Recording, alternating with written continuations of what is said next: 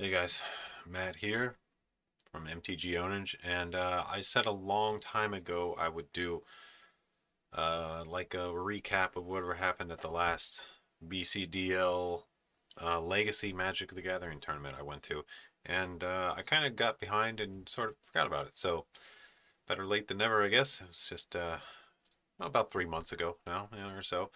But yeah, I played in the BCDL 11 in Columbus, Ohio, and I had a unique reanimator list that I came up with, trying to kind of break the meta a little bit, and it was incredibly fun.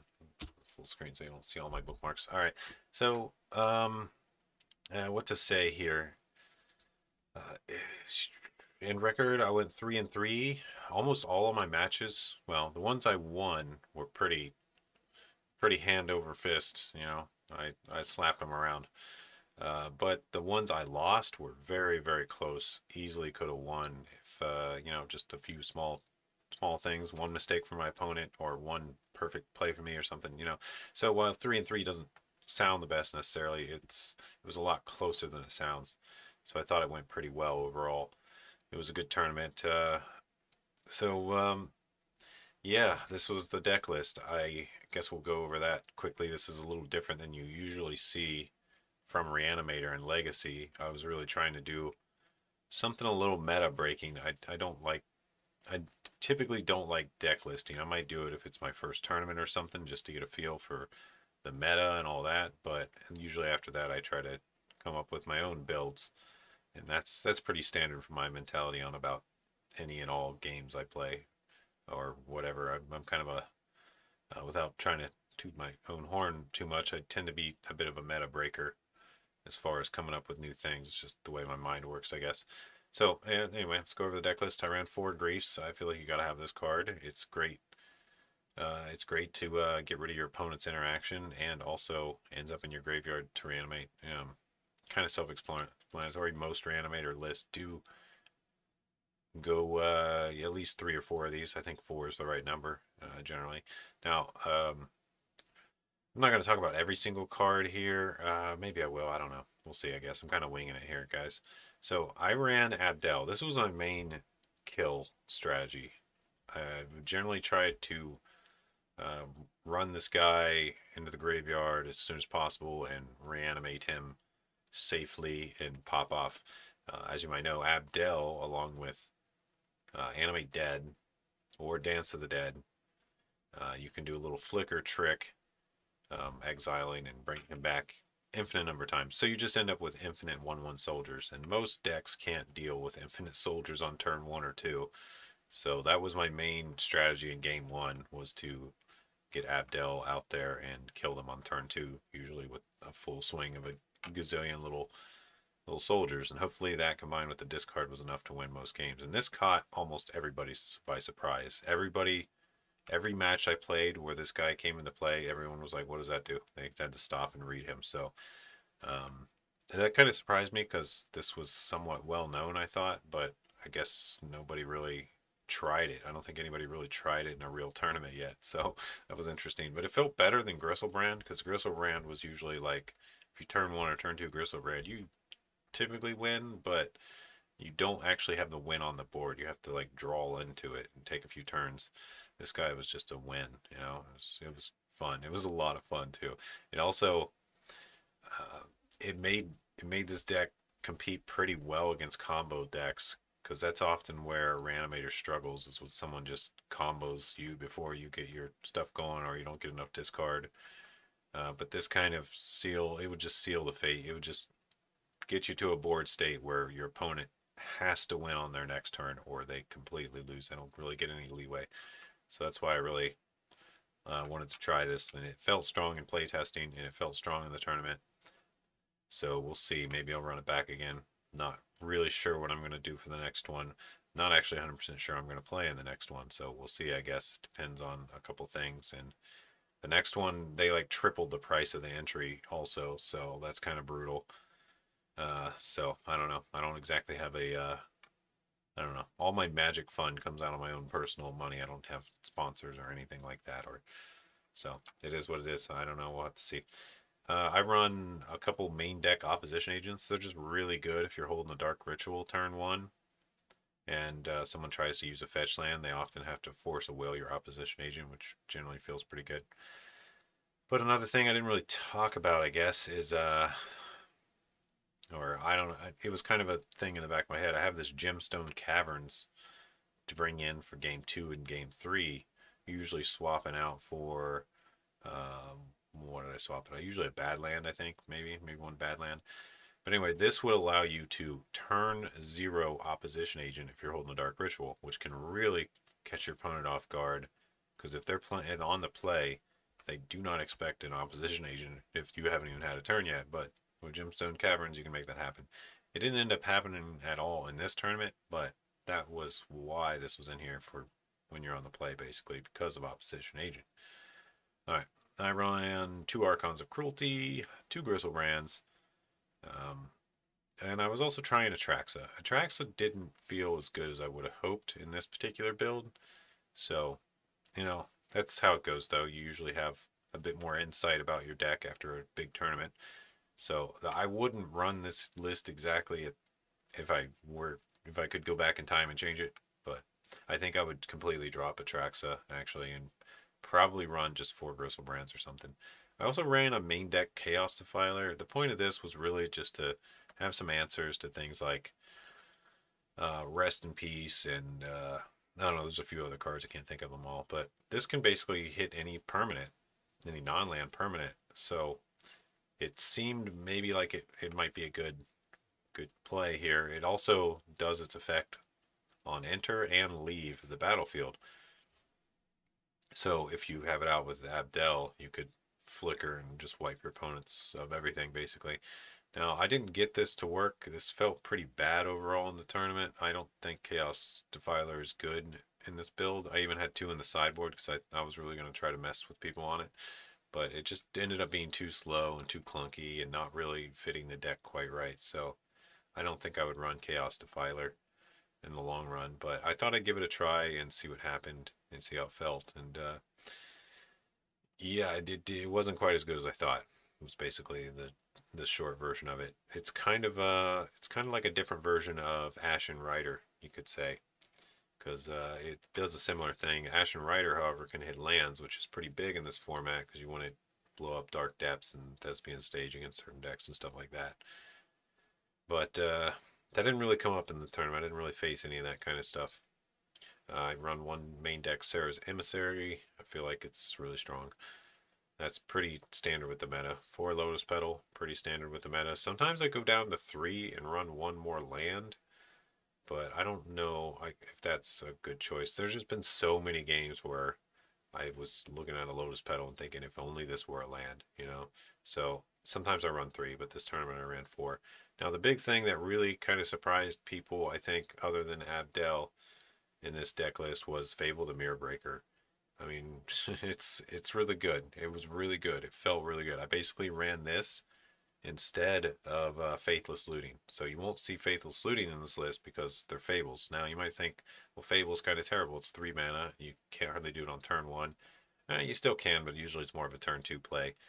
There's an Ancient Tomb in the deck, so Ancient Tomb, Lotus Petal, Fable felt pretty good usually. The bad part about the Fable is you can't really Dark Ritual it too well or correctly. You usually end up wasting a mana or something. So I don't know. I think in retrospect I might only play three Fables. Four maybe felt like too many. But it's worth noting how absolutely strong the backside of this is. I mean, it does. Okay, you get a Goblin, right? Makes you some treasure, and you can discard a couple cards, draw some cards, which is great for getting your stuff in the graveyard. Not quite as good as the Faithless Looting version, because with Faithless Looting you get to draw first, then discard. This one you got to discard to draw, so not quite as good. But then the flip side of this, the reflection, being able to copy Grief and Archon and stuff, it's pretty big. And sometimes you could win with just Fable alone. You don't even need to reanimate. Just having Fables out would often carry the game. So there were some really interesting things that happened with this deck. It seemed to get maybe a little slower with Fable, but also it seemed to get a little more resilient. Because one thing I noticed from playing Most of the meta builds of this deck that you see online and can build from is, well, they're really fast, but they don't have much late game or mid game potential. If they don't get you on turn 1 or 2 with a lockdown, Gristlebrand, and draw a bunch, make your opponent discard their hand so they can't do much. If they don't get you with that, they often stall out and just kind of lose in mid or late game. There's not a whole lot of mid to late game potential in this original build. So the point of Fable was to sort of balance out the deck a little more and make it have a stronger mid to late game. And I did see that happen in the tournament a bit. It did feel pretty good, but the slowdown was noticeable, and also the stronger mid game was noticeable. So I think this deck list definitely needs revised to be stronger. But we'll see. We'll see. So yeah, naturally I had to run 4 Animate Deads, 4 Dance of the Deads, and that's specifically because of Abdel.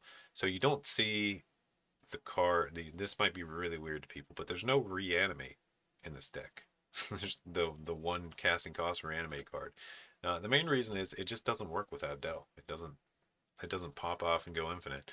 So that was kind of the main point of this deck, was to go infinite with Abdel, and it's pretty easy. You can entomb him and then animate dead. Pretty easy to do on turn 1 if you got entomb and animate dead in your hand.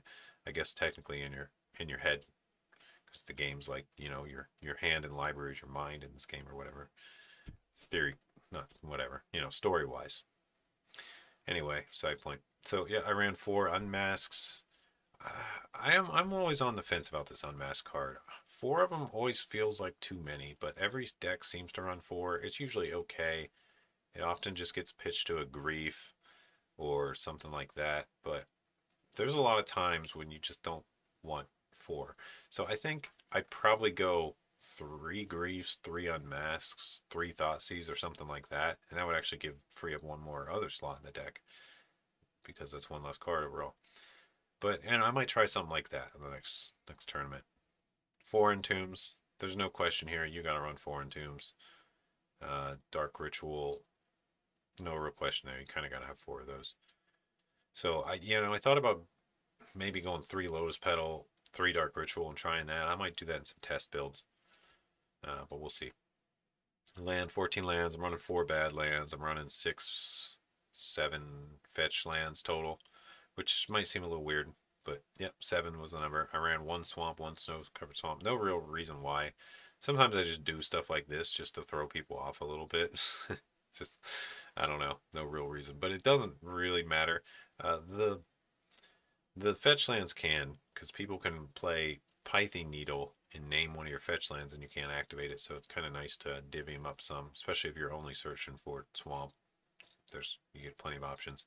I ran 1 Ancient Tomb. I considered going 2. I also considered playing City of Traders, and the main reason why is because Fable has this 2 mana in it, and it felt pretty decent for casting Grief and casting these big creatures, hard casting if you needed to have an Ancient Tomb.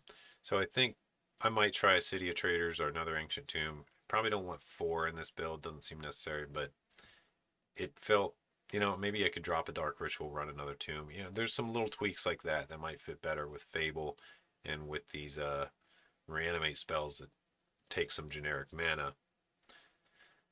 So yeah, there was kind of a lot of churning theory crafting here, and I did, the way the tournament goes is once it's time, you gotta kind of just solidify your deck list, even if you feel like it's not 100%, or you kind of know you might need to tweak a few more cards. At some point, you just got to go with it and just play what you got. So that's kind of what happened here, because I was play testing up to the last day and tweaking this to the last day.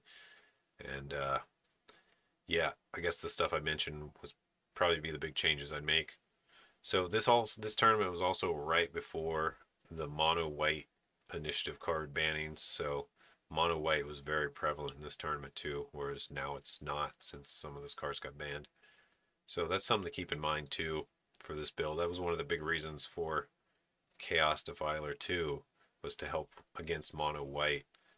And so I think a couple of let's see, I played mono white twice and I beat them once and I won once. Or Yeah, I just said that the same way in two different ways. I won one and I lost one. That's how it goes. I'm tired. I just woke up. All right. My sideboard's honestly a mess. The wear and tear's good. It's very strong. I should probably run three. Maybe one Chaos Defiler in the sideboard. I don't know. It didn't seem that good. I ran one Scrubland in the sideboard. This swaps out for a Badlands if you're bringing in the wear and tears.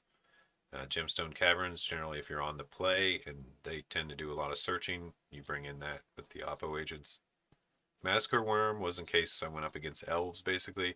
I didn't see elves, so it didn't really happen.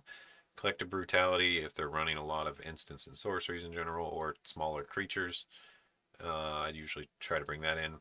Phyrexian Crusader was basically for the mono white decks to have a way to help deal with them. I didn't really see any red, but I guess this could come in against mono red too. The mono red prison might help bring it home on that deck. That deck's pretty hard to deal with. Surgical Extraction. I was thinking maybe this should even be main deck, but yeah, this is just really good against anything that runs Force of Will, basically, in days and all that stuff. I love it.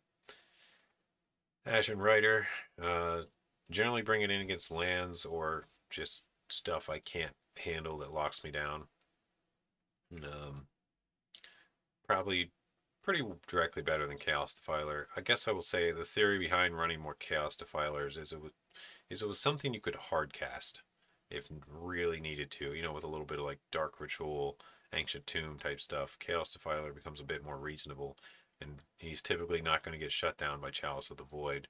Because against Reanimator, you just Chalice of the Void on one, and it shuts off Dark Ritual and Tomb. Reanimate. I wasn't running Reanimate here, but that was kind of one of the tricks to this deck is I have less one drop, so I wasn't hurt as badly by Chalice of the Void and Trinosphere. And I know I'm not showing those cards on screen, but you can look them up, or if you're familiar with Legacy, you've seen them because everybody runs them like crazy. Let's see. Anything else? Thoughtseize to bring in against counters. Ionia for any monocolored deck, we bring her in. Single Pyroblast just to help against counter type stuff. Have a little interaction. Magus of the Moon. Generally, this was for what's the card? The Dark Steps type stuff and anything that's running. You know, a bunch of Urza Saga. Magus was great. So that was the deck list, and it performed decently well. I definitely felt like I could have maybe snuck another win or two in there with a few optimizations like what I talked about here. Those changes probably would have helped me maybe go 5-1 or something crazy like that, or maybe even 6-0 if we're really lucky. But like I said, the matches I did lose were incredibly close, like down to the last hair of who was going to win. So it didn't feel too bad, really.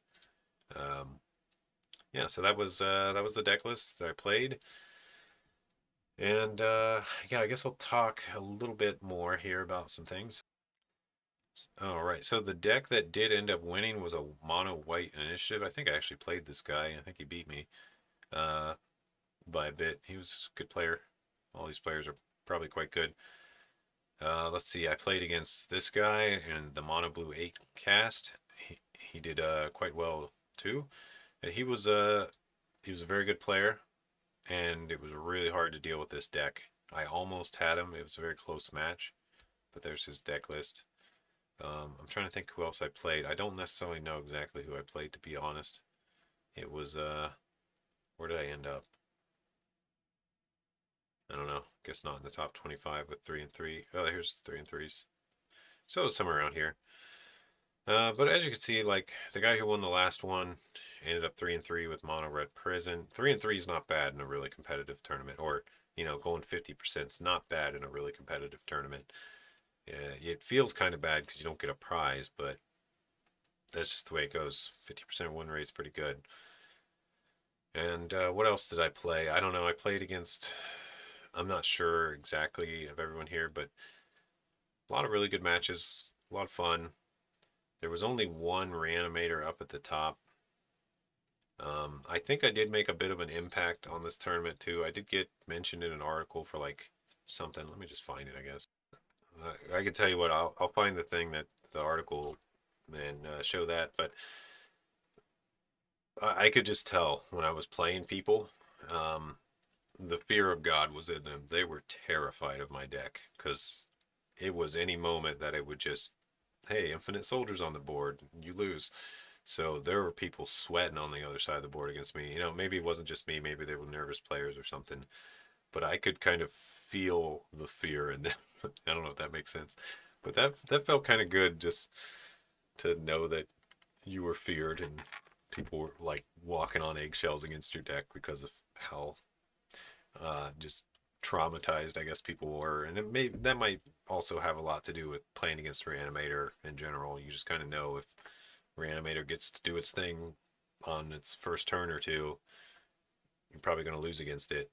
But mine was even more aggressive because it was infinite soldiers. If you Yeah, so it was really fun. All right, let me show you that article.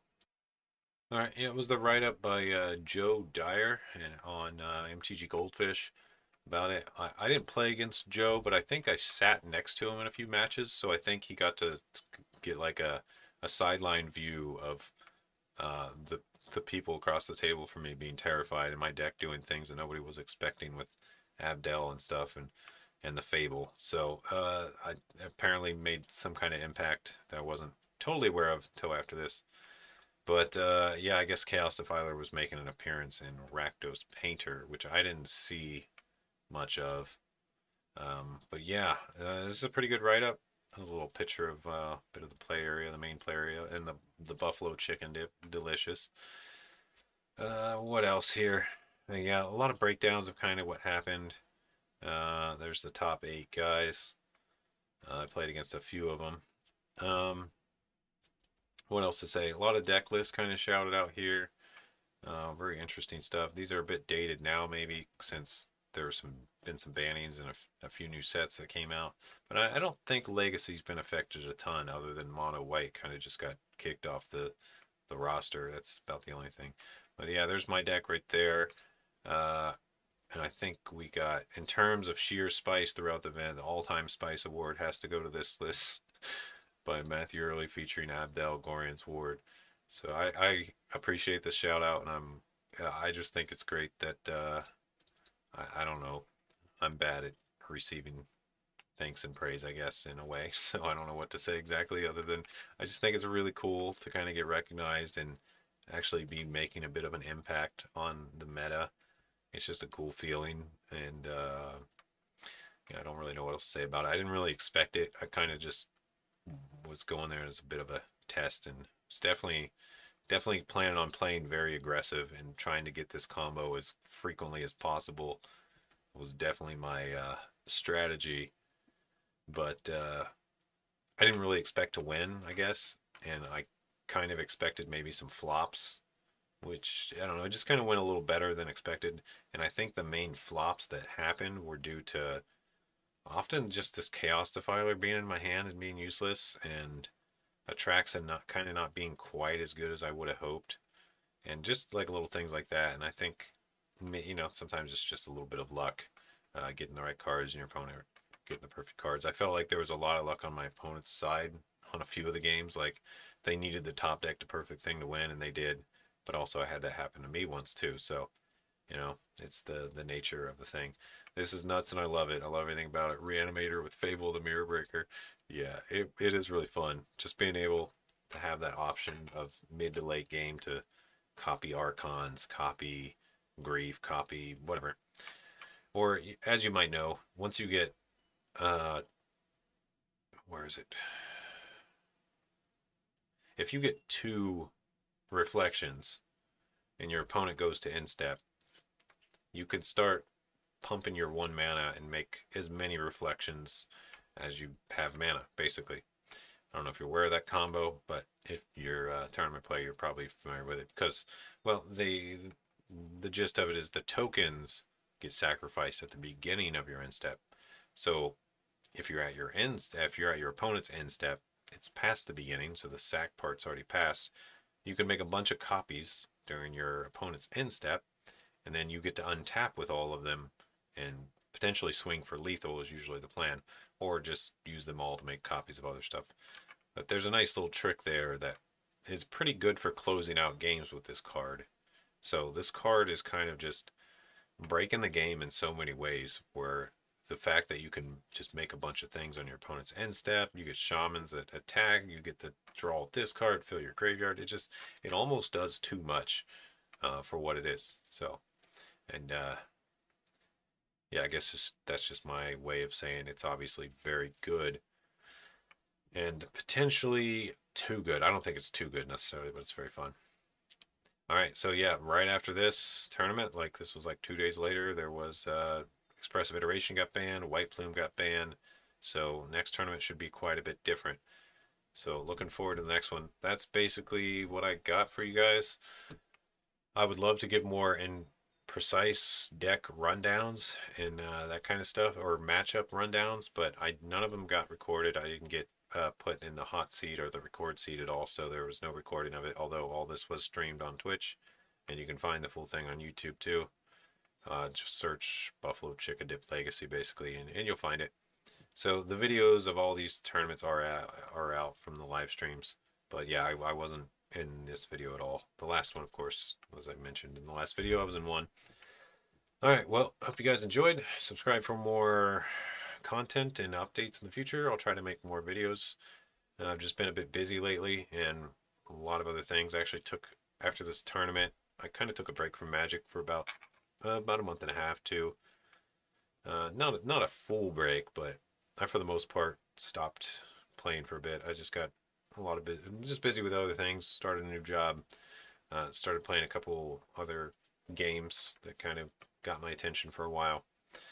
But you know, Magic's a game I played since my childhood, and it's kind of always defined me. So I'll always be playing this game in one way or another. I think that's been pretty well proven just by the fact that, let's see, I started playing when I was 11 years old, and I'm 39 now. And I started playing kind of tournament competitive when I was about 14 or 15. Took a long break after high school, basically. Yeah, played a little bit in college, I guess. Then played, I don't know. So it's been a bit of an off and on thing, but I'm always coming back to it and always get back into tournaments. So I guess I've had my reasons for quitting in the past, but I don't really have any good ones to ever quit again totally. I think I went into that in one video, but I don't expect everyone to sift through everything I said in every video, so I highly doubt you've heard the story. But basically, my dad kind of went crazy and threw all my cards away at one point, and that really kind of set me on a path of, I don't know, it certainly wasn't good. My dad was kind of an asshole. There's no real other way to say it, but, you know, he's passed away now, and I basically just took what inheritance he gave me and bought all my cards back, so it was kind of like my final fuck you dad to him, was taking that inheritance and buying back everything of mine he threw away. Bit of an emotional story, but kind of ends well in a weird way, because learned a lot from that experience. Like, you don't do stuff like that to people. That's just flat out wrong. Like, I never really forgave him.